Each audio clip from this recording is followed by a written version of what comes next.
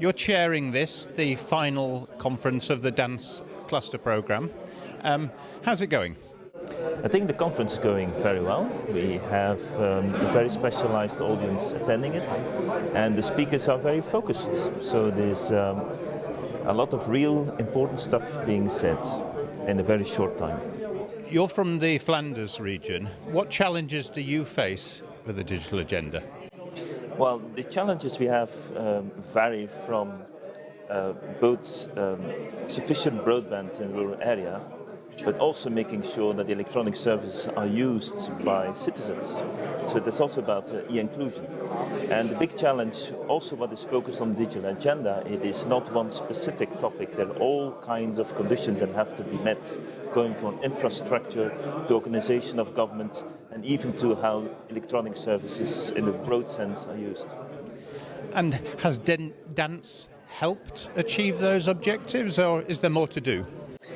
There's definitely more to do, but what DANS has done is they managed to bring together the agendas of the European, the national and the regional governments, and made clear that it's not or the national government or the European agenda that's important, but all the agendas together. And one of the presentations we heard today said, start with the regional innovation system. Think through what you really need, think through what your specialization is, and from that point on, link out to other similar regions in Europe and link to the European Union itself, because then we will have a very strong Europe as well. Thank you very much. Thank you. What benefits do you think the DANS project has brought to your region of Sweden? Well, first of all, to be able to connect ourselves to other experienced lead beneficiaries in the North Sea region, in the North Sea program, has been very beneficial to us, I would say. We've been able to make ourselves and the project that we brought into this cluster, eClick, a bit more visible on the North Sea level and on the European level as well. And what do you see as the main outcomes of the DANS cluster project? We've been identifying and collecting the best good practices from the three projects, the three ICT projects, eClick, CCC and Smart Cities, that we've now drafted into a good practices guide. That's one visible way of showing actually results from ICT projects in the North Sea region. Another thing is the development of a DANS model, a model for stimulating ICT innovation on a transnational level in, again, a macro-regional setting like the North Sea region. That's number two.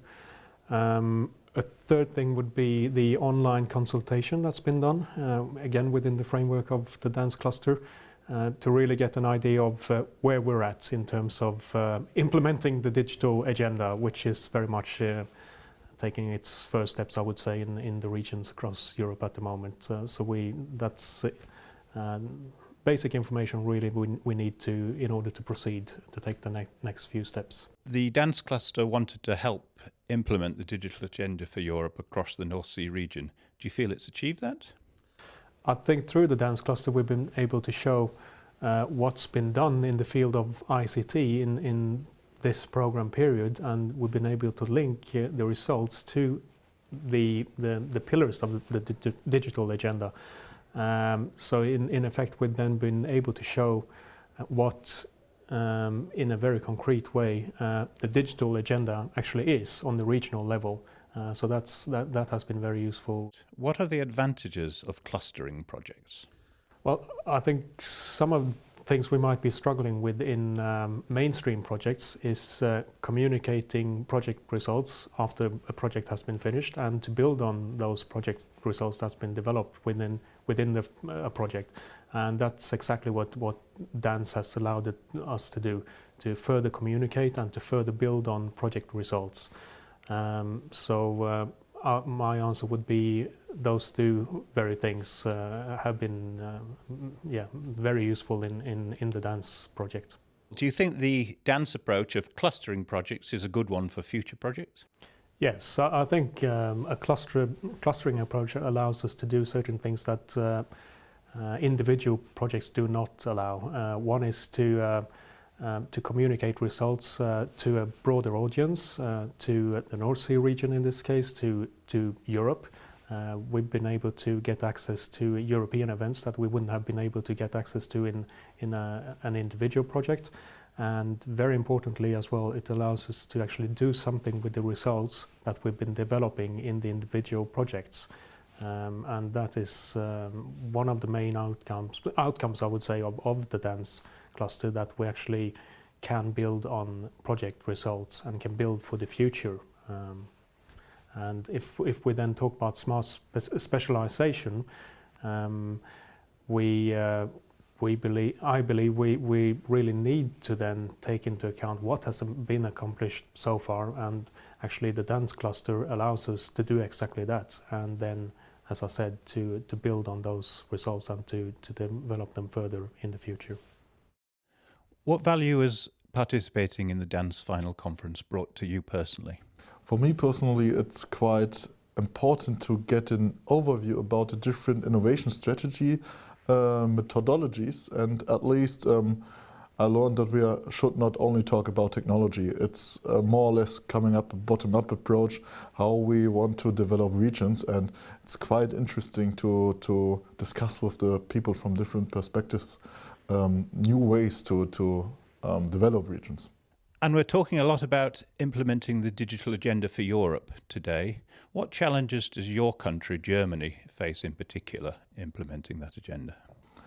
At least quite big challenge is to get innovative services and smart solutions integrated in our regions. It's not that we haven't the infrastructure, it's more or less that we need this small intelligence solutions to combine the renewables, the telecommunications sector, the governmental issues, healthcare, and all those things on a really intelligent way to bring out new services to the public at least. And on the other side to have in mind how we can develop Europe and how we can find our place in Europe, especially on a regional level, but also on a state level.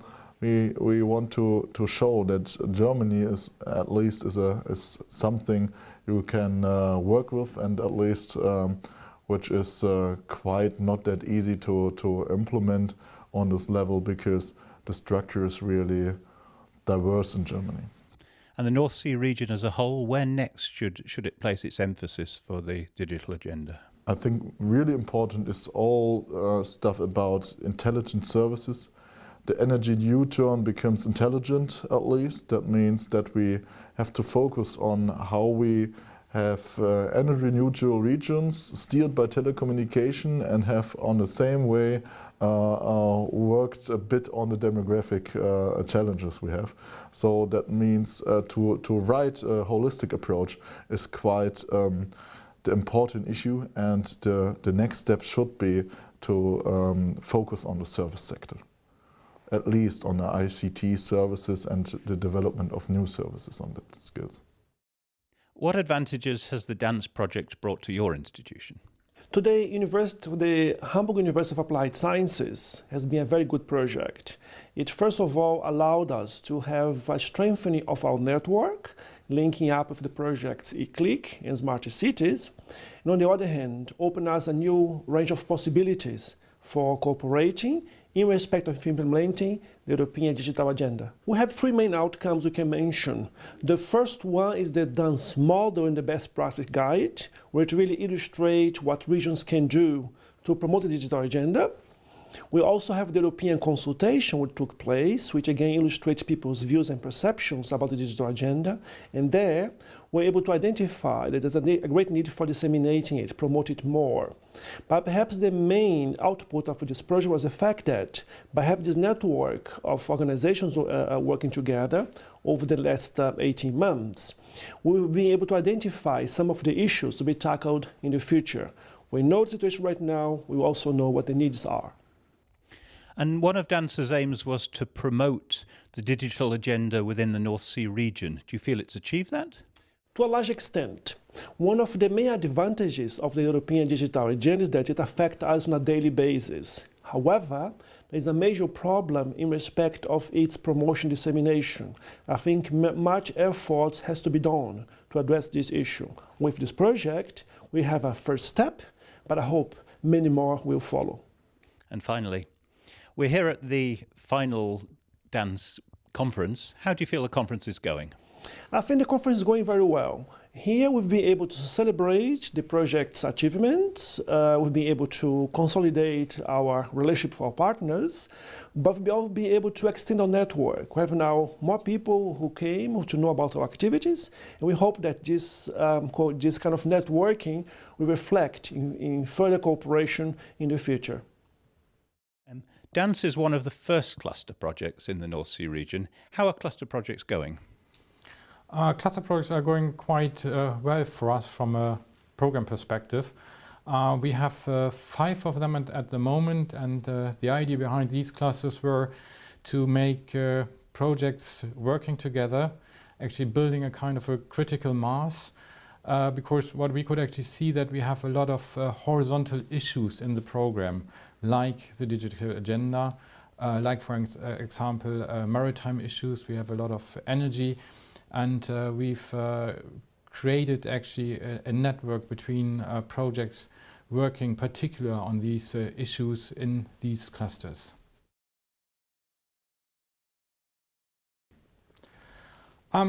Yeah, in a way, we are about in the process of thinking and going ahead in terms of a future North Sea program at the moment. So there is a debate in terms of if there is a need for different kind of projects, because we can of course see that projects do very different things. Of course, they have different target groups. They also have very different political objectives. So there might be a need for different kind of projects in the future, where, for example, building critical mass, linking towards Europe, the cluster projects as we've seen them, even if there may be a number of lessons to learn, might be a way.